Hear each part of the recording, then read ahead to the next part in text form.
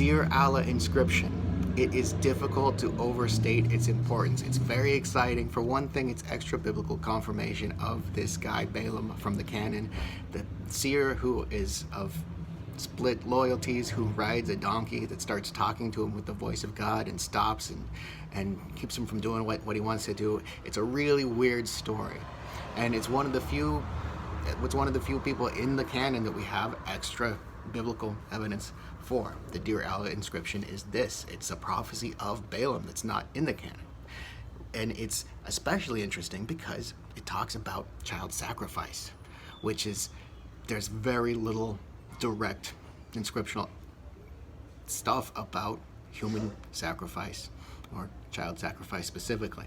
And it is a hugely, obviously controversial and consequential kind of topic because it was, well, anyway, I thought that there were no parallels for this, but I found two just now in this book by Pettinato with the Eblaite evidence. This book's from '81. And there is, the parallel is that the Deir Alla Inscription refers to Shaggar-and-Ishtar. That's Shaggar and Ishtar. It's a very common thing where you got two deity names with a W in the middle, like an ampersand. It means this and that. So it's equating two gods or putting two gods together. A very common thing, a double-barreled divine name is what that is. But this exact phrase has a perfect parallel over here in Ugarit and in Deuteronomy. What? Okay, so yeah, look at this. Here is Pettinato talking about this stuff.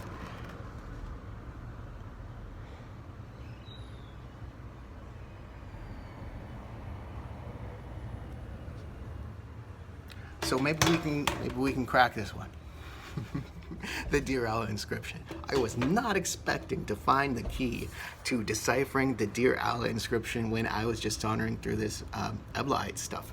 This book is pretty good, and it's got a very long afterword by, I think it's pronounced Dahud. Might be Dahud or Dahod, but I think Dahud. I liked his work on the Psalms. I thought that he was insightful, and I thought that he figured out stuff that nobody else figured out. And reading him on various, just picking out different things from the Eblaite text with parallels to stuff in the canon, it's remarkable how credulous he is, yet insightful. I've never seen somebody so credulous for the traditional and goofy and downright hilarious sometimes interpretations that tradition hands down to us for some of these phrases. But he believes everything that he hears from tradition, but he comes up with new stuff that nobody else can come out with nonetheless. So his interpretations are really good, and Pettinato's confidence is well placed in himself. And so I would encourage people to read this book of the Archives of Ebla by Pettinato, 1981. Pettinato and Dahud. So yeah, this is incredible. Not one, but two parallels for that puzzler of a phrase in the Deir Alla Inscriptions. That means we can make huge progress, maybe crack the whole thing wide open. Wow.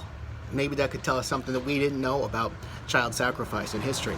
Something we didn't know about these myths. Amazing. Whew. Yeah.